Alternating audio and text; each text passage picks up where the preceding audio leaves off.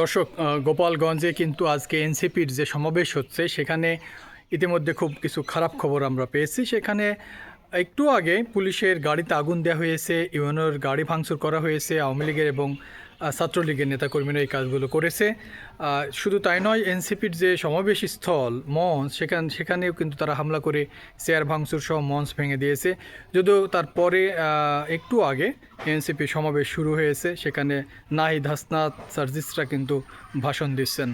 তবে গোপালগঞ্জে এই হামলাকে নিয়ে হামলা যে হবে এটা অনেকে অনুমান করছিলেন। আওয়ামী লীগের সেখানে যেহেতু অনেক দাপট, পুরো গোপালগঞ্জ আপনারা জানেন যে আওয়ামী লীগের একটা ঘাঁটি বলা হয়, আওয়ামী লীগের মানে নিজস্ব সেন্টার বলতে পারেন। সেই গোপালগঞ্জে এই ধরনের কাহিনী হবে অনেক অনুমান করছিলেন, তাই ঘটলো। তবে দিন শেষে কী ধরনের ফলাফল আসে, আরও হামলা হবে কি না সেটা আমরা অপেক্ষায়। এ ধরনের খবর পেতে বা সমস্ত সাময়িক খবর পেতে আমাদের সাথে থাকুন। যারা চ্যানেল নতুন এসেছেন সাবস্ক্রাইব করে দেবেন।